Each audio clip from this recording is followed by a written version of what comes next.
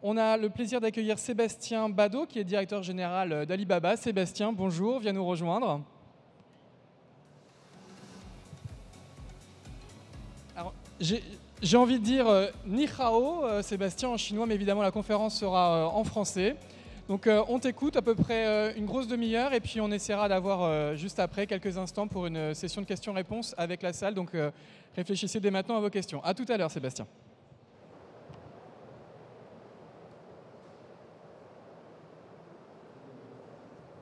Bonjour. Donc, je suis Sébastien Badeau, je suis directeur général d'Alibaba. Je suis très heureux d'être là aujourd'hui, même s'il fait très chaud. Je suis très impressionné par ce salon, par ces 1000 exposants, etc. D'ailleurs, on va aller passer pas mal de temps cet après-midi pour en rencontrer. La semaine dernière était une semaine assez particulière en Chine parce que le G20 en fait s'est déroulé. Alors, je refais. Alors, je perds mes feuilles. Pardon. Voilà, donc le G20 s'est déroulé en Chine et c'était pour la première fois dans une ville de Tier 2 chinoise. Une ville de Tier 2, ça veut dire une ville de seconde zone, mais une petite ville plutôt. Mais une ville de seconde zone à l'échelle de la Chine, c'est 2,4 millions d'habitants. En gros, c'est plus gros que Paris intramuros.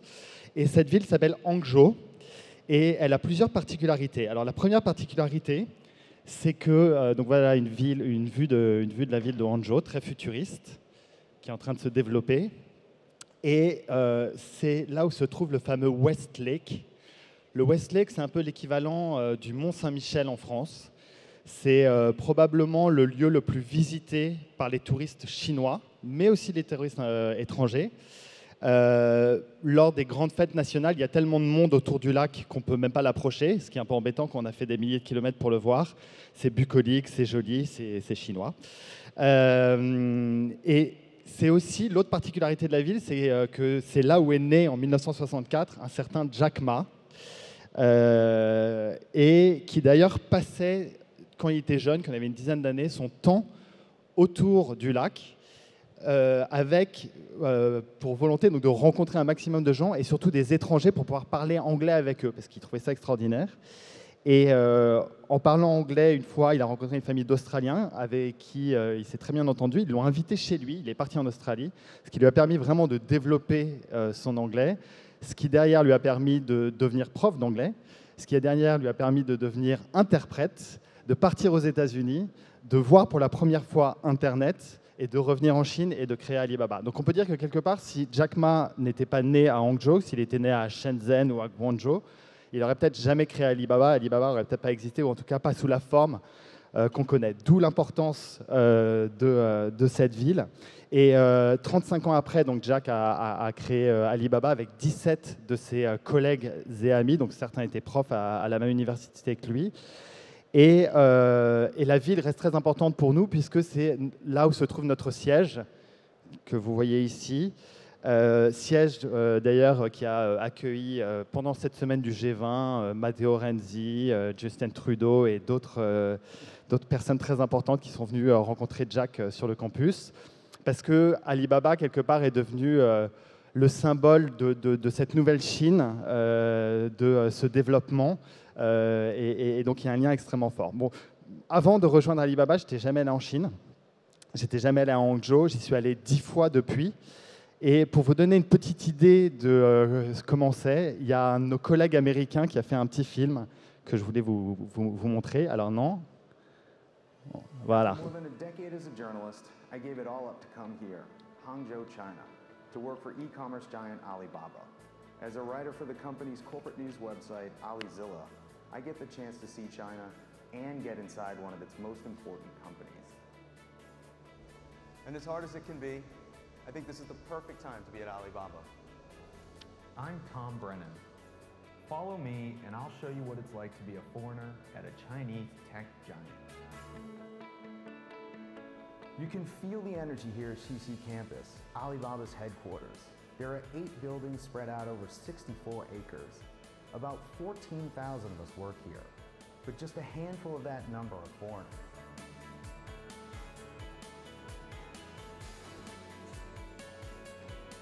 Oh, and I don't speak Chinese. Moi non plus. With the IPO long since out of the way, now we're focused on globalization. Alibaba really wants to make a bigger push overseas. My orientation was specifically for foreigners working at the company. People were flown in from offices across the globe, and we got to meet with the founders who built Alibaba into what it is today. I actually finished feeling more excited about the company than I had been before, because I really understood Alibaba's mission and how things operate here. One of the biggest mistakes I made when I joined was likening Alibaba to internet companies in the US. The truth is, we're not Amazon, we're not eBay, and we're not PayPal. Because Chinese consumers are so much different than consumers in the US, the way Alibaba serves them is also different. It took me a while to understand that people here use some kind of Alibaba app from the time they wake up until they go to sleep at night. It's a deeply ingrained part of everyday life. Alipay alone is huge. I can't believe I used to use that much cash. Now I just carry my phone. It's hard though. Did I mention I don't speak Chinese? So it can be very hard to accomplish the things I need to do my job well. How do I survive? The kindness of colleagues. It's been a struggle at times to rebuild a new life here in Hangzhou. My access to certain Western amenities is limited. And being a vegan, that's a whole nother layer of challenges. Some days, I just wish I could go to a Whole Foods.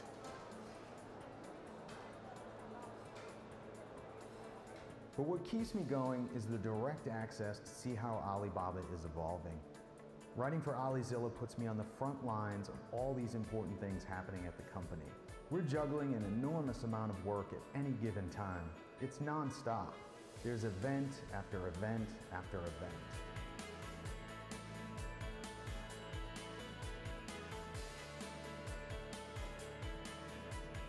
That's just my first few months here in Hangzhou. It's been fun, demanding, and exhausting.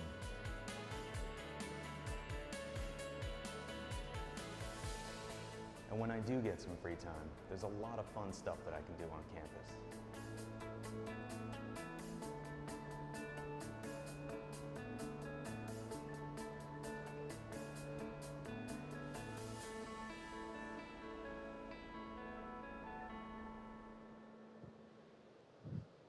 Voilà, donc pour vous donner un peu une idée de la vie sur le campus d'Alibaba. 2016, ça a été une année particulière donc pour la Chine, pour Alibaba, pour moi également. C'est une année particulière pour la Chine parce que c'est la deuxième économie mondiale et qui, pour la première fois de son histoire, a dépassé les États-Unis pour devenir le plus gros marché de la distribution dans le monde avec 4,89 trillions de dollars de transactions versus 4,82 pour les US. On se dit qu'on va peut-être commencer à compter en RMB d'ailleurs, puisque maintenant que la Chine est numéro 1, on va compter en RMB. Ce qui est intéressant aussi, c'est que c'est la première fois que la Chine passe devant. Forcément, c'est quelque chose qui va s'accentuer maintenant, vu la puissance potentielle de ce marché. Les États-Unis restent le pays le plus riche du monde, mais la Chine, le pays le plus peuplé, est finalement devenu le plus gros marché au niveau de la distribution. Alibaba, représentant environ 10% des transactions du retail, a également franchi une étape symbolique en 2016, puisqu'on a dépassé Walmart en volume de transactions. 485 milliards versus 482 milliards pour Walmart sur la même période. Donc ça, c'est lorsqu'on a annoncé nos derniers chiffres financiers. C'est symbolique, mais c'est important. Si Alibaba était une des 23 provinces de Chine, ce serait la 6e plus grosse. On a l'ambition de devenir la première. Ça représente donc une opportunité de développement commercial absolument phénoménale pour les grandes, les petites entreprises, mais aussi les entreprises internationales. Et pour illustrer ça, je vais vous montrer une seconde vidéo. C'est la dernière, mais elle est pas mal, pour vous montrer des exemples d'entreprises qui ont réussi avec Alibaba. To make it easy to do business anywhere. In pursuit of our mission, we built the foundation of e-commerce in China. Marketplaces for buyers and sellers to connect. Trusted payment solutions. Logistics for quick and reliable delivery to even the most remote locations. And media and data-driven solutions to help businesses reach and engage consumers in ways never before possible. Today in China, e-commerce is commerce, and hundreds of millions of consumers connect through Alibaba's growing ecosystem. and we've only just begun. Alibaba's ecosystem continues to evolve as we develop tomorrow's technologies. Our mission hasn't changed. We still believe that all anyone really wants is an opportunity to work toward their own dream. 开淘宝之前呢，就是外在产生。你要像我们莲藕，都是通过了有机认证的，它往往有时候信息不畅通的农民他又比较愁卖。后来我们地方政府组织的那个技能培训，就了解到淘宝网，就抱着试一试的心态开了一个网店。有很多外地人，他吃到这个新鲜货了以后，就说：哇，我多少年都没吃到这么好的产品了，多少年都没吃到我们的家乡的味道了，香的入口了。电子商务呢，它改变了我们的命运。我们这洪湖的这种新鲜农产品呢，现在是供不应求，价格也非常好，农民很高兴。跟我们合作的农户，他们的收入都增长了7、8倍，这在以前我们都是不敢想象的。Alibaba and Unilever have started to work together in 2010. The partnership has grown really from strength to strength. During last year's Singles Day, Omo became the first FMCG brand to partner with Village Taobao. And we shipped Omo from the factory to town service centers in each of the villages, no matter how far they are from the large city centers. Through the creation of Village Taobao and its network, Omo was able to reach consumers directly and efficiently. The brand has been built, consumers are happy, and of course, we've charted new ways of reaching deep rural China.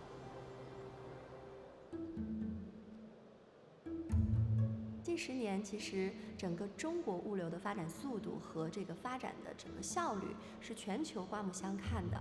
电商的发展其实是推动了整个物流的效率的提升以及整个模式的变革。而像在中国这些，其实我们的快递小哥是无所不能的，不论天气有多么的恶劣，然后无论地区有多么遥远，所以对消费者来说，其实当日达货，第2天就能收到，已经不是一种稀罕的这样的一个服务了，其实是已经成为一种消费习惯了。以前每次摁门铃的时候，我女儿都会喊爸爸回来了，然后现在每次听到门铃响，我女儿就喊快递来快递了。我们现在主要买的进口商品呢，一般就是水果，还有鱼虾，还有肉这些，还有一些就是孩子的吃喝用这些东西，我们几乎都会选进口产品。我觉得以前我们想吃点进口的东西都买不到，不知道去哪儿买，但是现在有了天猫之后，就觉得特别方便。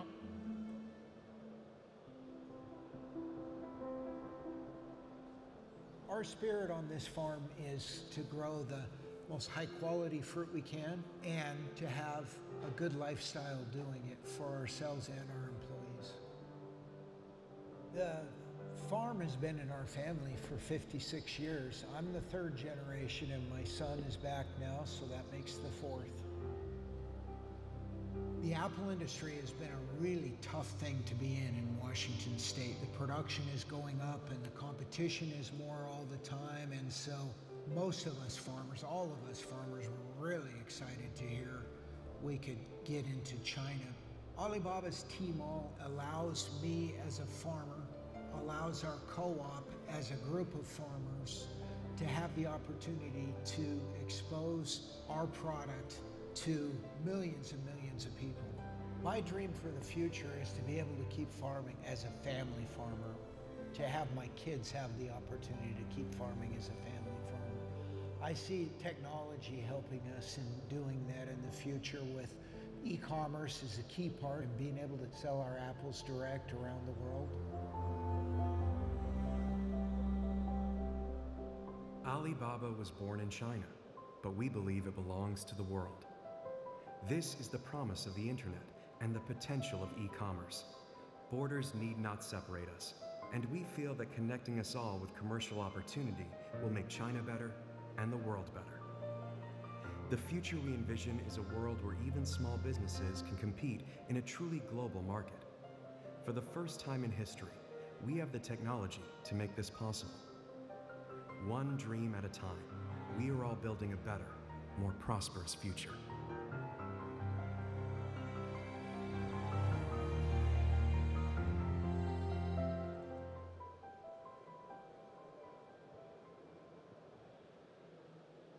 Voilà, donc en 2016, donc, année importante pour la Chine, année importante pour Alibaba, année importante pour moi et la France, puisque ça a marqué l'ouverture de nos bureaux à Paris. Et en 8 mois, j'ai appris énormément de choses, j'en apprends tous les jours, donc je vais essayer de restituer une partie des choses que j'ai pu comprendre jusqu'à à présent, et en partant sur des mythes de départ. Le premier mythe, c'est que l'économie chinoise est grippée. Donc pourquoi aller vers une économie qui va mal ? Alors c'est vrai que la Chine ne croît plus à 2 chiffres, ce qui était le cas auparavant. Elle croît quand même à 5,5% sur des bases qui sont quand même assez monumentales.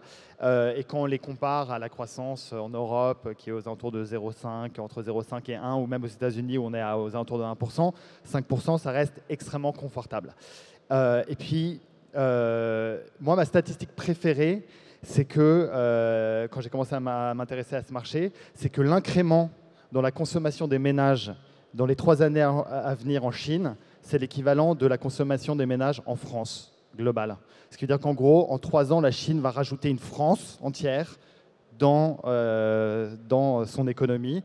Donc c'est quand même une opportunité absolument phénoménale. Quand on se bat pour prendre un demi-point de part de marché dans ce marché-là, il y a à côté un marché absolument énorme qui va être la taille de notre marché dans 3 ans. Il y a 3 facteurs qui nourrissent cette croissance. Le premier, c'est l'évolution de la classe moyenne et de la classe affluente.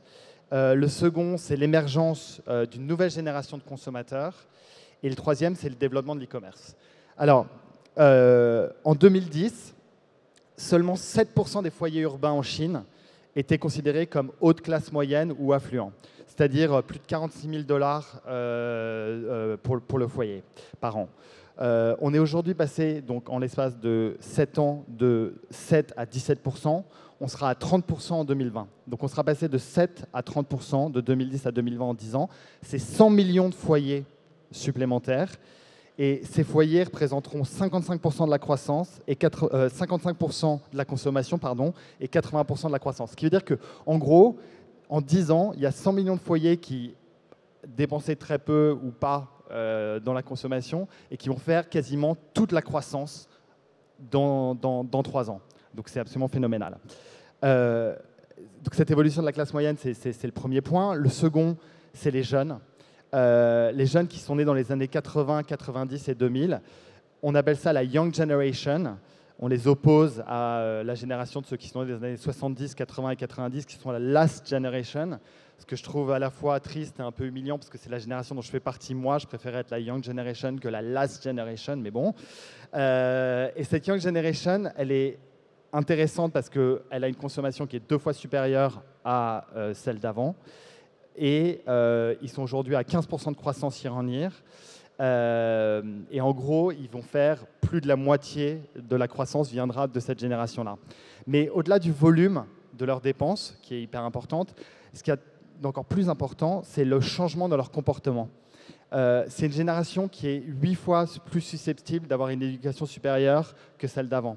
C'est une génération qui voyage hors de Chine 2 fois plus que leurs aînés et qui est beaucoup plus sensible aux marques, au développement, à l'international. Et c'est d'ailleurs probablement beaucoup lié au fait qu'ils voyagent, donc ils s'ouvrent à d'autres univers. Et quand on parle de tourisme et de voyage, aujourd'hui, on sait que Paris est la ville la plus visitée dans le monde, 30 millions de visiteurs par an. Il y a seulement 1,5 million de Chinois aujourd'hui qui viennent en France. Et pourtant, si vous parlez à certaines enseignes des grands boulevards, par exemple les Galeries Lafayette, le Printemps et autres, environ 1/3 de leurs ventes proviennent des consommateurs chinois. 1/3 de tous les autres consommateurs étrangers et 1/3 des Français.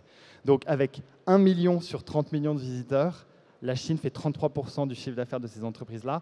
Ce qu'on pense, c'est que dans les 5 ans à venir, on va passer de 1,5 à 5 millions, donc x3, ce qui veut dire une opportunité phénoménale pour du commerce de touristes chinois. Donc il y a des opportunités, à mon avis, auxquelles il faut réfléchir pour développer une offre de services et de produits adaptés aux consommateurs chinois.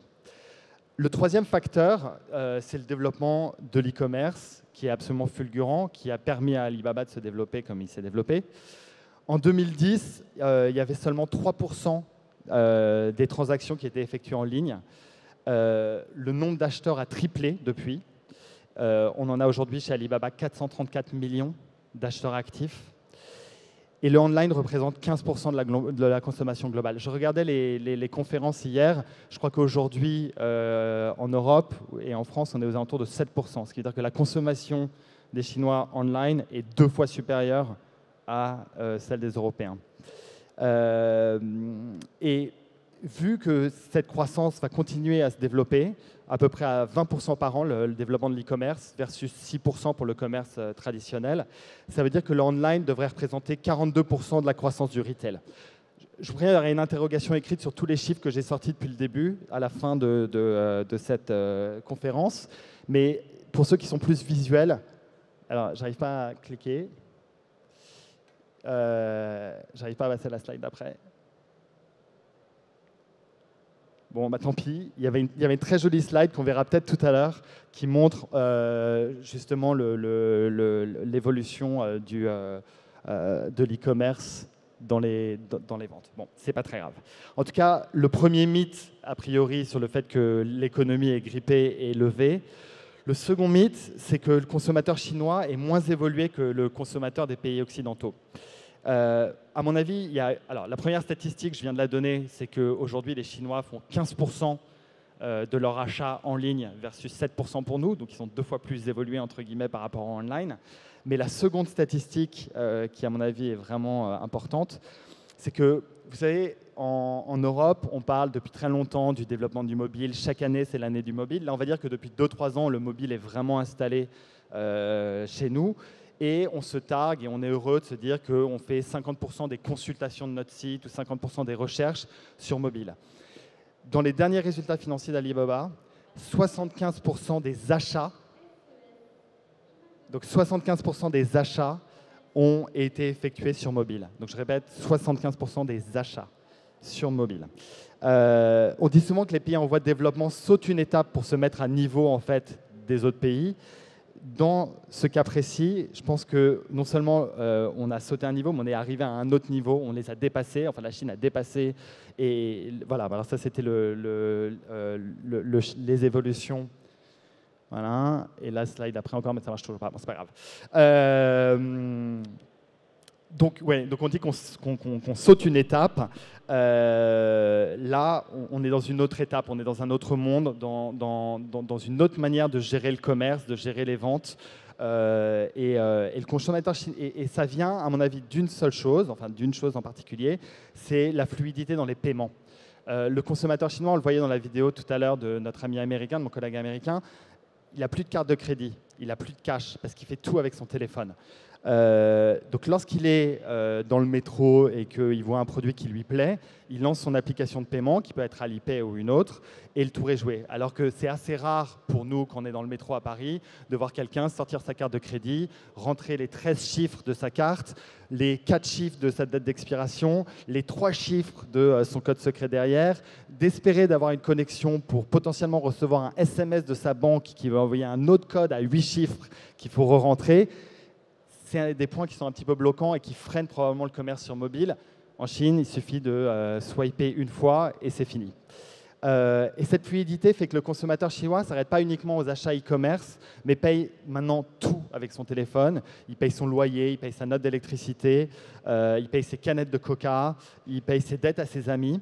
La première fois que je suis arrivé à Hangzhou en Chine, la personne qui s'occupait de moi m'a amené au Starbucks. Et elle avait oublié son badge en fait pour payer. Et il y avait une personne qui était derrière elle. Elles se sont parlé qu'elles ne connaissaient pas. Elles se sont parlé 2 secondes. Et elles ont toutes les deux sorti leur téléphone. Et puis on est chacun parti de notre côté. Je lui ai demandé mais qu'est-ce qui s'est passé? Elle m'a dit elle a vu que j'avais pas mon badge, donc elle a proposé de payer à ma place.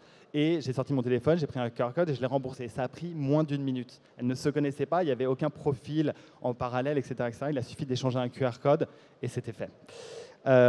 Donc ça change complètement les choses, la fluidification de ces paiements, et ça fait que le consommateur chinois maintenant a pris une certaine avance sur le consommateur européen, ou en tout cas, je ne sais pas si c'est une avance, mais en tout cas c'est quelque chose, on est dans une autre sphère. C'est pas la même sphère, c'est pas comparable aux sphères qu'on connaît ici en Europe.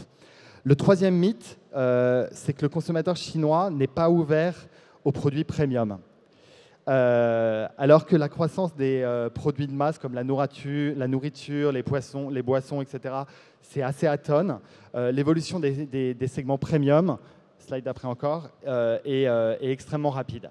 Alors, la bonne nouvelle, c'est que sur les catégories de produits comme les vins et spiritueux, la nourriture haut de gamme, les shampoings, etc., les consommateurs chinois vraiment recherchent des produits internationaux parce que pour eux, c'est un gage de qualité.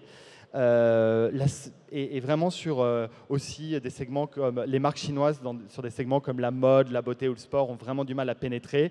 La seule exception, c'est le high-tech, où une marque comme Huawei a réussi à prendre une place importante. Mais pour le reste, le consommateur chinois vraiment cherche des marques internationales et vraiment très ouvert à ces marques premium. Là, ce qu'on voit sur ce chart, c'est toutes les catégories de produits sur lesquels les consommateurs disent « j'ai envie de monter en gamme ». J'ai envie d'aller vers des produits de plus haute qualité et donc, entre guillemets, des produits occidentaux dans la plupart des cas. Le quatrième mythe, c'est que cela ne s'étend pas aux produits français.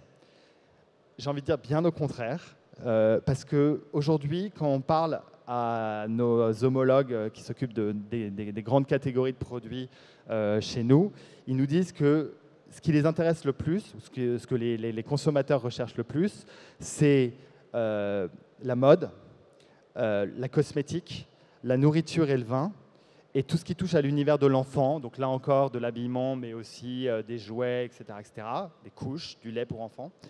Et sur chacune de ces catégories, la France est soit leader, soit dans le duo ou le trio de tête.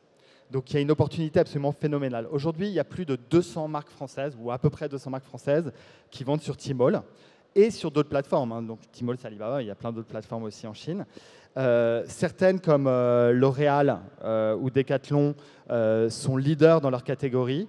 Et cette plateforme, donc Tmall, constitue leur premier ou leur deuxième canal de vente.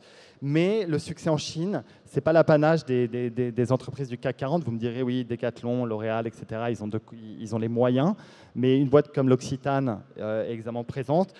L'exemple que j'aime aussi beaucoup, c'est une marque comme Cash Cash, qui est vraiment une PME installée à Saint-Malo, qui a réussi à percer en Chine et qui, au-delà de sa présence en ligne sur Tmall, a un réseau de plus de 1100 magasins qui lui permet, voilà, c'est le magasin Cash Cash sur Tmall, et donc qui a réussi à se développer parce que avec un nom de marque comme Cash Cash, ça donne l'impression d'une marque extrêmement française et ça génère une appétence très forte de la part du consommateur. Voilà. Le dernier mythe, c'est est-ce que le succès en ligne en Chine est forcément lié, on voit les stores de Decathlon et de L'Oréal aussi. Est-ce que le succès en ligne en Chine est forcément lié à une présence là-bas ? C'est le dernier mythe que je souhaitais soulever et c'est l'une des raisons principales pour laquelle Alibaba a décidé d'ouvrir des bureaux en France, en Angleterre, en Allemagne, en Italie, parce que cette appétence du consommateur fait qu'on a besoin de plus en plus de marques et de distributeurs internationaux pour proposer des produits aux consommateurs chinois. Le gouvernement chinois qui souhaite faciliter la transition de l'économie chinoise d'une économie de production à une économie de consommation a assoupli les règles pour le commerce transfrontalier. Maintenant, il est donc possible à n'importe quelle marque de vendre des produits en Chine sans avoir de licence locale, d'équipe ou de magasin là-bas, juste en envoyant du stock et en travaillant avec un partenaire qui va ensuite le dispatcher auprès des consommateurs. Il y a plusieurs centaines d'entreprises européennes, dont une trentaine de françaises, qui testent actuellement ces plateformes. Ça va de grandes à moyennes à petites entreprises. On a tissé par exemple un partenariat avec la région Provence qui permet en fait à des TPE locales, donc des fabricants de savon de Marseille, de miel, etc., de vendre sur Tmall aux consommateurs chinois.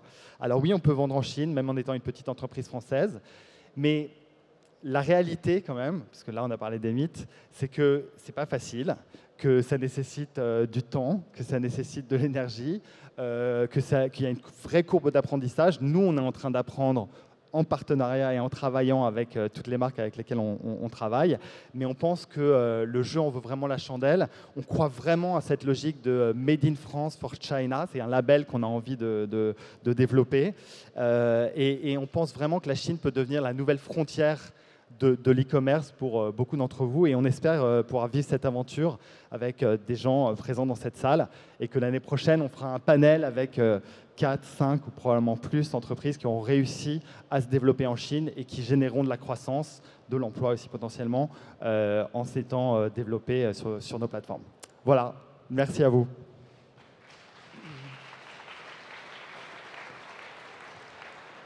Merci Sébastien. Je vous propose peut-être de poser 2 ou 3 questions. On a bien compris que la Chine avait beaucoup changé. D'usines du monde qui exportaient notamment en France, c'est devenu aussi un formidable espace de consommation avec de nombreuses opportunités pour des e-commerçants français. On a aussi cette population des Chinois qui viennent à Paris et qui utilisent des solutions comme Alipay, qui sont aussi des gens qu'on peut adresser. Donc j'imagine que vous avez des questions. Si vous êtes venu à cette table ronde, n'hésitez pas à lever la main et à vous présenter. Monsieur, il a une question. Levez-vous et posez votre question, présentez-vous. Bonjour. Bonjour. Alors, moi, j'aimerais savoir de façon, on va dire, assez générale, quelle est l'ambition d'Alibaba en France? Ouais. Est-ce que c'est simplement de permettre aux entreprises françaises de vendre en Chine ou aussi de favoriser en fait le commerce des entreprises chinoises en France? Voilà. Alors, nous, notre bureau aujourd'hui, il est principalement ouvert pour accompagner les entreprises françaises pour se développer en Chine. Également, comme le disait Jérôme, pour aider des commerçants français à accepter des solutions de paiement pour des touristes qui viendraient en Chine. On travaille aussi sur des problématiques de cloud pour des entreprises françaises qui veulent se développer là-bas, mais dans ce sens-là. Mais on a aussi une plateforme qui s'appelle AliExpress, que vous devez connaître, qui vend en France, en Europe, dans le monde. Aujourd'hui, nous, on s'en occupe parce que la première problématique d'AliExpress, c'est la relation avec les marchands. Et la relation avec les marchands, elle est faite en Chine, puisque c'est des marchands chinois. Donc, on est vraiment dans cette... Donc, oui, on va le faire dans l'autre sens aussi. Par contre, ce qu'on ne fera pas, c'est du local to local. On ne va pas se mettre à vendre des poêles Tefal à des consommateurs français. Mais par contre, permettre à des marchands chinois de vendre des produits, notamment high-tech et mode, parce que c'est là où il y a le plus de demandes, en tout cas, c'est ce qu'on passe sur AliExpress en France. Et en Europe, pourquoi pas? Et d'ailleurs, on le fait déjà. Bonjour Marc, Bonjour. Dessous. Moi j'ai une question purement logistique. Dans les prérequis pour vendre en Chine, est-ce qu'il faut avoir systématiquement son stock là-bas? Non. Non, c'est pas obligatoire. Il y a certaines personnes qui font du shipping direct aux consommateurs. Après, c'est plus une question de coût. C'est-à-dire qu'avoir un stock là-bas, ça permet de faire des économies d'échelle par rapport aux envois, alors que si vous faites un envoi à chaque fois, c'est plus cher. Après, ça dépend des types de produits que vous vendez. Si vous vendez des produits pas chers et légers versus des produits très chers ou très lourds, voilà. Mais il faut faire le calcul en fait entre les deux solutions. Mais il est possible d'envoyer directement de France en Chine. Une troisième question. Monsieur, présentez-vous. Levez-vous, s'il vous plaît. Oui, bonjour. Jean-Christophe Berthier. Une question, j'ai vu dans votre présentation que vous vendiez beaucoup en Chine de produits frais. Oui, dans la vidéo, vous avez vu ça. Dans la vidéo. Ouais. Du coup, je me posais la question, comment vous faites en Chine et comment vous pensez faire pour vendre des produits frais qui viennent du reste du monde en Chine? Ça fait pas. On a plusieurs plateformes différentes. Alors, je ne suis pas rentré dans ces détails-là parce que c'est vraiment spécifique aux consommateurs chinois. Mais il y a une plateforme qui s'appelle Tmall Fresh qui vend en effet que des produits frais. Il y a une plateforme qui s'appelle Tmall Supermarket qui est, comme son nom l'indique, un supermarché. Et en effet, sur ces plateformes-là, on peut vendre du produit frais. Donc là, ça pose d'autres questions au niveau logistique. Mais comme vous l'avez vu dans la vidéo, si on le fait avec des pommes, c'est peut-être plus facile que le faire avec du poisson. Mais en l'occurrence, l'année dernière, lors du Double 11, qui est le grand festival du shopping en Chine tous les ans, on a fait venir des homards du Canada qui ont fait qu'il y a eu une rupture de stock dans la région pendant 2 semaines parce qu'il y a eu tellement de homards qui ont été commandés à partir de la Chine. Donc c'est possible. C'est complexe, il faut mettre en place certaines choses et si vous le faites, on pourra en parler. Mais c'est faisable. Puisqu'on l'a fait du Canada à la Chine, on pourra le faire de la France à la Chine. Est-ce qu'il y a une dernière question dans la salle? Levez la main, n'hésitez pas. Bonjour, Pauline de Vivarte. Je voulais savoir, quand on n'a pas de retail en Chine, comment on développe sa marque sur Tmall? Comment ça se passe? c'est une très bonne question. En fait, nous ce dont je n'ai pas parlé non plus, parce qu'on a limite de temps, ce qui est très intéressant, ce qu'Alibaba est capable de faire, c'est qu'ayant des datas sur 434 millions de consommateurs, et non seulement des datas sur leurs achats sur Alibaba, mais aussi tous les achats qu'ils font offline par le biais d'Alipay, donc qui est la solution de paiement d'Alibaba, on a derrière une capacité de profiling extrêmement fort qui permet justement derrière de targeter des clients sur nos plateformes, sur nos sites, mais aussi sur plein d'autres plateformes, parce on a Youku To-Do, qui est l'équivalent du YouTube chinois, on est investi dans Weibo, qui est l'équivalent du Twitter chinois, etc. etc. Donc on met en place des on a une branche d'Alibaba qui s'appelle Alimama, qui, c'est drôle d'ailleurs, je trouve, qui s'occupe du marketing et qui va développer des campagnes spécifiques en fonction des produits que vous voulez vendre et des consommateurs que vous voulez toucher, qui vous permettra derrière de remonter en fonction des recherches qu'ils vont faire, etc. etc. C'est forcément plus facile quand les gens vont spontanément rechercher votre marque que de l'installer quand vous n'y êtes pas, mais c'est faisable et des gens ont réussi à le faire. Est-ce qu'il y a une toute dernière question au fond de la salle? Je me dépêche. Présentez-vous. Bonjour, Stéphanie Paluel, Chronopost. J'ai une dernière question concernant la logistique pour compléter la question du monsieur de tout à l'heure. Ouais. Est-ce que de la même manière, vous pensez que les e-commerçants chinois, dans la stratégie d'Alibaba, vous comptez ouvrir un entrepôt en France pour réduire le click to possession? C'est une très bonne question aussi. Je pense qu'aujourd'hui, s'il y a un problème dans le développement du commerce de la Chine vers la France, c'est la logistique, puisque nous, sur AliExpress, on propose de la livraison gratuite, mais de la livraison qui prend 2 à 4 semaines, ce qui est quand même un point relativement bloquant. Nous, on a une volonté, alors sans donner de date exacte, de casser ça à 72 heures à un moment ou à un autre. Donc ce ne sera pas dans les 6 mois qui viennent, mais ce sera dans les années qui viennent. Et clairement, pour pouvoir faire du 72 heures, il faudra avoir de la logistique en Europe. On a déjà des centres de distribution pour les retours, etc., en Allemagne et en Angleterre. Et on étudie aujourd'hui, parce que l'internationalisation, c'est un des 3 grands canaux de développement d'Alibaba, différentes solutions avec différents partenaires, parce que Alibaba travaille énormément avec des partenaires, même en Chine. On a les centres de distribution, c'est des centres de distribution qui sont opérés par des partenaires. Nous, on travaille surtout sur l'algorithme pour fluidifier la logistique, mais on sera ouvert à des partenariats locaux, probablement avec des acteurs dans les années à venir. On a déjà ouvert des discussions avec pas mal d'entre eux. Voilà.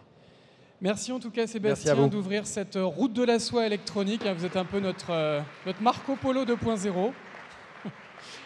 Et merci en tout cas à tous d'avoir assisté à cette conférence. N'hésitez pas, je crois qu'Alibaba a un stand, je ne dis pas de bêtises. En tout cas, vous pouvez voir Sébastien. Et pour sortir de la salle, merci d'emprunter la porte arrière gauche.